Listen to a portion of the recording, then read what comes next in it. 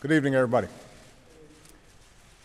Tonight, after nearly 100 years of talk and frustration, after decades of trying and a year of sustained effort and debate, the United States Congress finally declared that America's workers and America's families and America's small businesses deserve the security of knowing that here in this country, neither illness nor accident should endanger the dreams they've worked a lifetime to achieve.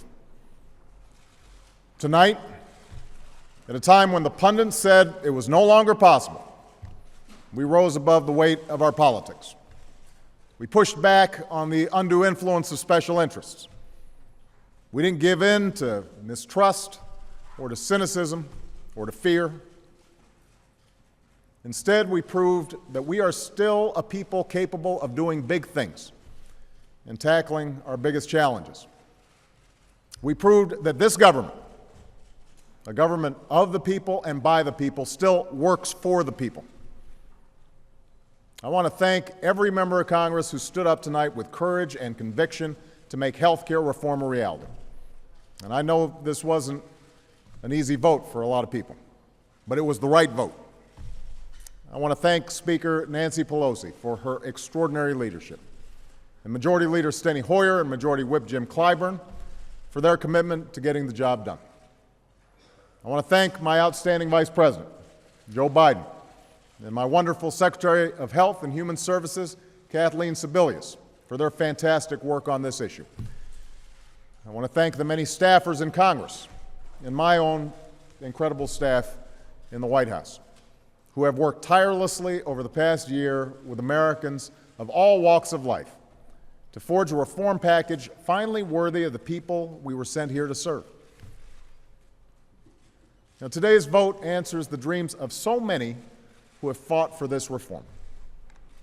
To every unsung American who took the time to sit down and write a letter or type out an email hoping your voice would be heard, it has been heard tonight. To the untold numbers who knocked on doors and made phone calls, who organized and mobilized out of a firm conviction that change in this country comes not from the top down, but from the bottom up, let me reaffirm that conviction. This moment is possible because of you. Most importantly, today's vote answers the prayers of every American who has hoped deeply for something to be done about a healthcare system that works for insurance companies but not for ordinary people.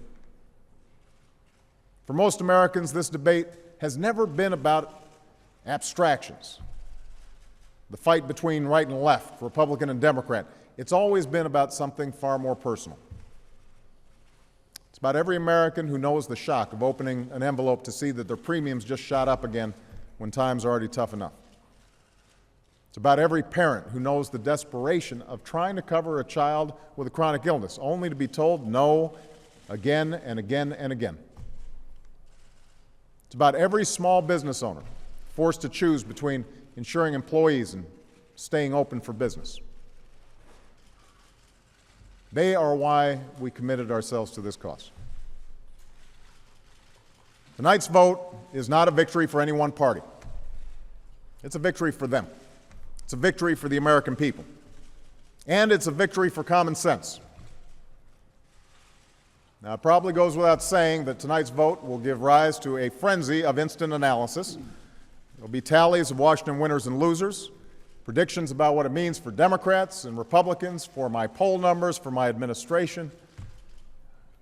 But long after the debate fades away and the prognostication fades away and the dust settles, what will remain standing is not the government-run system some feared or the status quo that serves the interests of the insurance industry, but a healthcare system that incorporates ideas from both parties, a system that works better for the American people.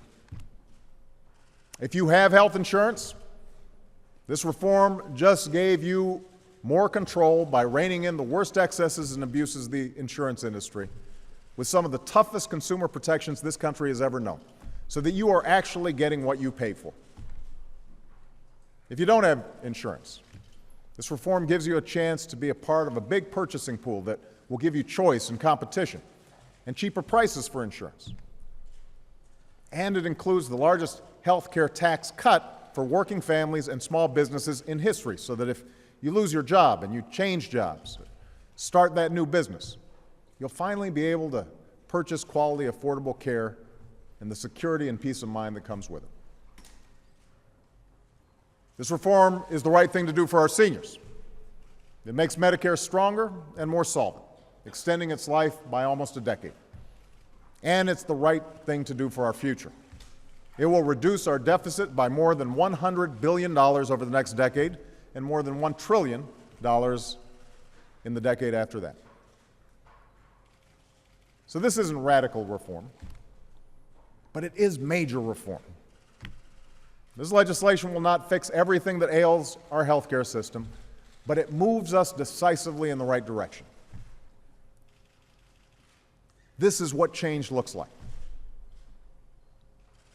Now, as momentous as this day is, it's not the end of this journey. On Tuesday, the Senate will take up revisions to this legislation that the House has embraced. And these are revisions that have strengthened this law and removed provisions that had no place in it. Some have predicted another siege of parliamentary maneuvering in order to delay adoption of these improvements. I hope that's not the case. It's time to bring this debate to a close and bring in the hard work of implementing this reform properly on behalf of the American people.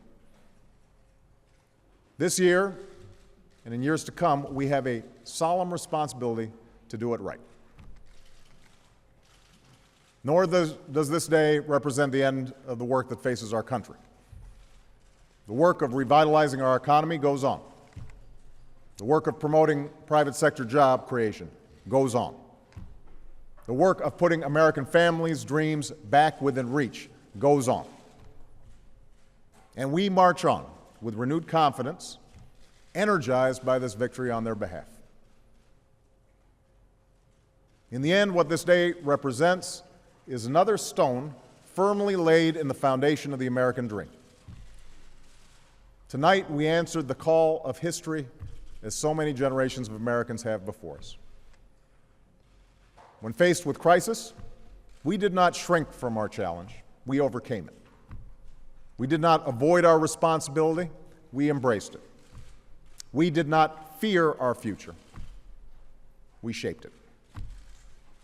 Thank you, God bless you, and may God bless the United States of America.